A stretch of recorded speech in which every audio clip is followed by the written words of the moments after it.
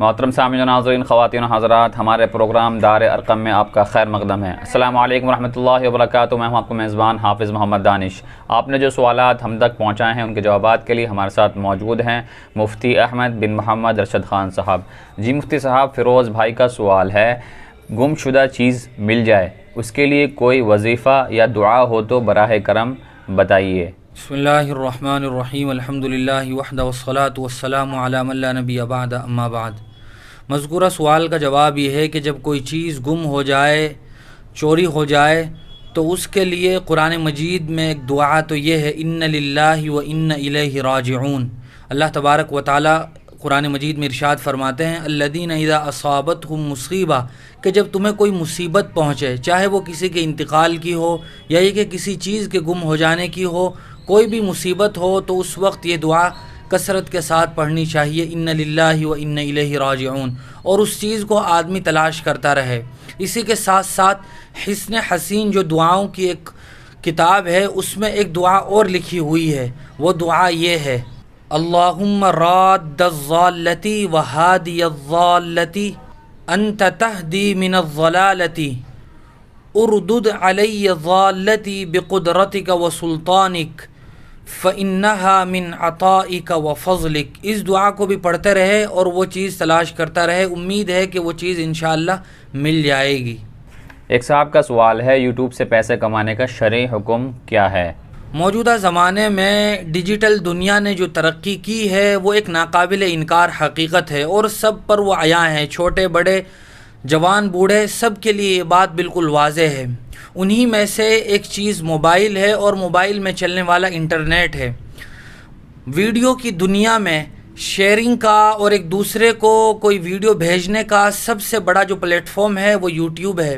موجودہ دور میں دین کی اشاعت اور تبلیغ کے لیے بھی یوٹیوب کا استعمال ہو رہا ہے۔ اگر کوئی آدمی خلوص نیت کے ساتھ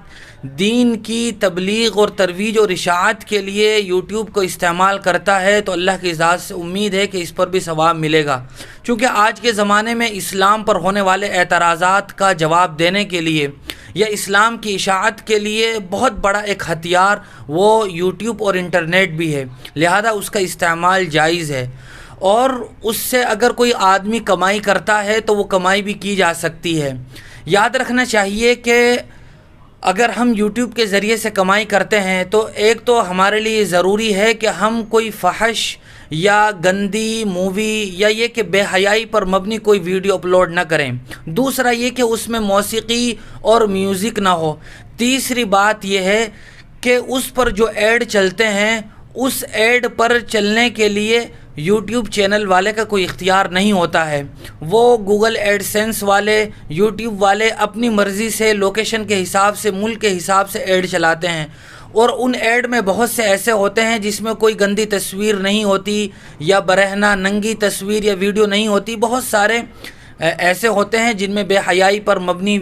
ایڈ ہوتے ہیں جس میں بندے کا اور چینل والے کا کوئی اختیار نہیں ہوتا ہے۔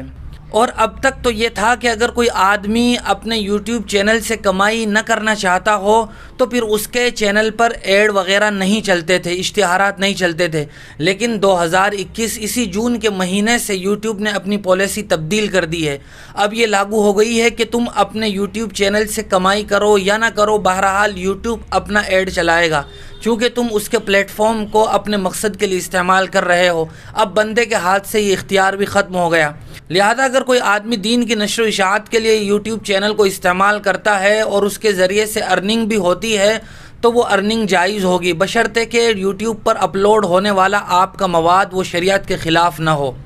اور احتیاط کے طور پہ اگر کوئی آدمی اس ہونے والی کمائی کا کچھ فیصد حصہ اللہ کی راہ میں صدقہ بھی کر دے تو یہ بھی بہتر اور افضل ہے۔ ریاض احمد صاحب کا سوال ہے کہ قربانی واجب ہونے کے لیے بھی 1 سال کا گزرنا شرط ہے؟ جیسا کہ آپ جانتے ہیں کہ زکوٰۃ کے فرض ہونے کے لیے اپنے مال نصاب پر 1 سال کا مکمل گزرنا یہ شرط ہے۔ مثال کے طور پر کسی آدمی پر پہلے روزے کو زکوٰۃ فرض ہوئی،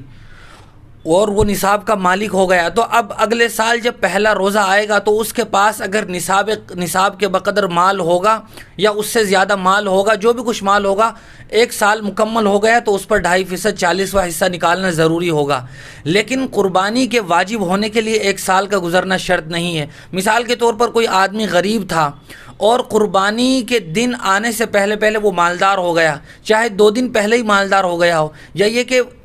بقرہ عید کے دن ہی مالدار ہوا ہو، تو چونکہ ابھی قربانی کے 2 دن اور باقی ہیں، لہذا اس آدمی پر قربانی واجب ہوگی، چاہے سال نہ گزرا ہو، اس کو مالدار ہوئے، مالک نصاب ہوئے 2-4 دن ہی گزرے ہوں، یا یہ کہ قربانی کے دن بھی وہ مالک نصاب ہو جائے تو اس پر قربانی واجب ہوگی۔ یہ بھی ایک بنیادی فرق ہے زکوٰۃ کے واجب ہونے میں اور قربانی کے واجب ہونے میں۔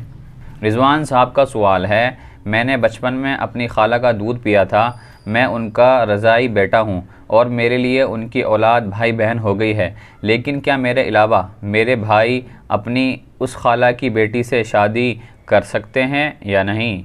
جی ہاں، مذکورہ سوال کا جواب یہ ہے کہ جس بچے نے اپنی خالہ کا دودھ پیا تھا، اس بچے کے لیے وہ خالہ رضاعی ماں یعنی دودھ شریک ماں ہو گئی، اور اس خالہ کی جو بھی اولاد ہیں وہ سب اس کے رضاعی بھائی بہن ہوں گے، لیکن صرف اسی ایک آدمی کے، اسی ایک بچے کے جس نے دودھ پیا ہے، اسی کے لیے اس کے رضاعی بھائی بہن ہوں گے۔ اس کے علاوہ اس دودھ پینے والے بچے کے جو دوسرے بھائی بہن ہیں، وہ اگر اپنی خالہ کے لڑکے یا لڑکی سے شادی کرنا چاہتے ہیں تو ان کے لیے کوئی شرعی رکاوٹ نہیں ہے، چونکہ وہ دوسروں کے لیے رضاعی ماں یا دوسروں کے لیے رضاعی بھائی بہن نہیں ہوئے ہیں۔ ایک صاحب کا سوال ہے، رمضان المبارک کے آخری عشرے میں اعتکاف کے دوران میں نے غیر محرم سے بات کر لی تھی، تو کیا میرا اعتکاف ہوا یا نہیں؟ وضاحت فرمائیں۔ عام حالات میں بھی غیر محرم سے بلا ضرورت بات کرنا یہ خلاف شریعت، ناجائز اور حرام ہے،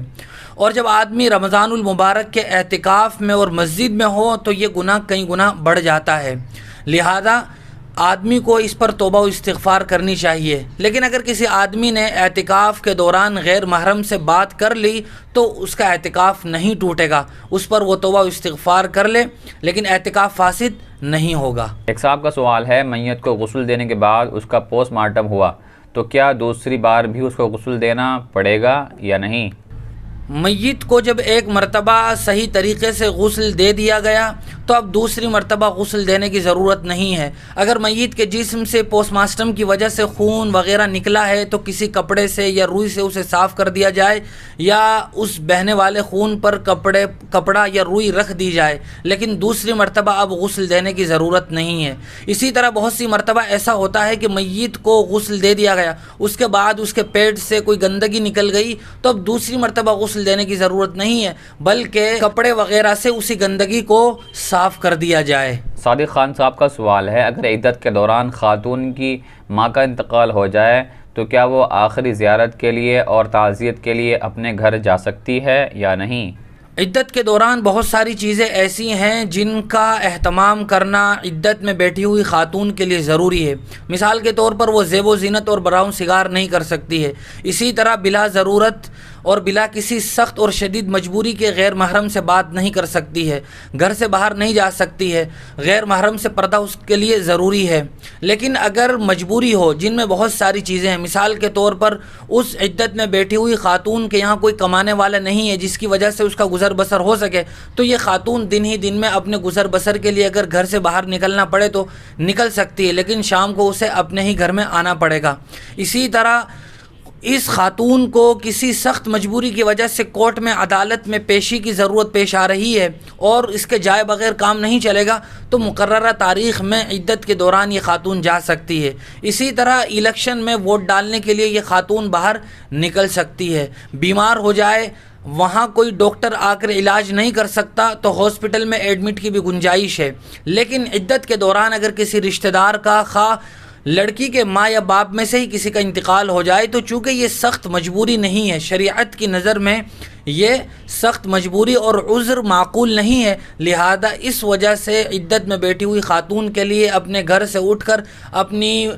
والدہ کے گھر جانے کی اجازت نہیں ہوگی، بلکہ یہیں رہ کر وہ اپنی والدہ کے لیے، اپنے انتقال ہو جانے والے مرحوم رشتہ دار کے لیے ایصال ثواب کرے۔ اللہ کی ذات سے امید ہے کہ مرحوم کو ثواب ہوگا اور اس خاتون کو بھی شریعت کے حکم پر بجا آوری کی وجہ سے ثواب ملے گا۔ جمیل بھائی اخلا سے معلوم کرتے ہیں، اگر کوئی دینی کتابوں کی طرف پاؤں کر کے سوتا ہے تو اس کا کیا حکم ہے؟ لیٹے ہوئے دینی کتابوں کی طرف یا قرآن کی طرف پاؤں کرنا یہ خلاف ادب ہے، لہذا جس طرف آدمی کے پاؤں ہوں اس طرف دینی کتابیں یا قرآن مجید نہ ہو۔ اگر کوئی آدمی بلا عذر کتابوں کی طرف یا قرآن مجید کی طرف پاؤں کرتا ہے تو یہ مکروہ ہے اور گنہگار ہوگا، لہذا بہتر ہے کہ ان کتابوں کو اوپر رکھ دیا جائے الماری وغیرہ میں، یا اس طرف سے اٹھا کر دوسری طرف رکھ دیا جائے۔ انہی صاحب کا دوسرا سوال ہے، جس کمرے میں قرآن اور دینی کتابیں ہوں اس کمرے میں میاں بیوی کی ملاقات کرنا کیسا ہے؟ جی ہاں، اگر اسی کمرے میں قرآن مجید بھی ہو اور وہ قرآن مجید الماری وغیرہ میں رکھا ہوا ہو یا یہ کہ اوپر طاق میں رکھا ہوا ہو تو کوئی حرج نہیں ہے، لیکن اگر قرآن مجید الماری میں نہ ہو یا یہ کہ طاق وغیرہ میں ایسے ہی رکھا ہوا ہو تو اس پر پردہ وغیرہ ڈال دیا جائے، البتہ کوئی گناہ نہیں ہوگا، شریعت کی طرف سے گنجائش ہے کہ اسی کمرے میں بھی میاں بیوی اپنی ملاقات کر سکتے ہیں۔ بہت شکریہ مفتی صاحب آپ کا، اسی طرح کی مزید شرعی مسائل کی جانکاری کے لیے آپ ہمارے دار ارقم یوٹیوب چینل کو سبسکرائب بھی کریں، لائک بھی کریں اور اس کو شیئر بھی کریں اور اپنے سوالات ہم تک پہنچاتے رہیں۔ جزاک اللہ۔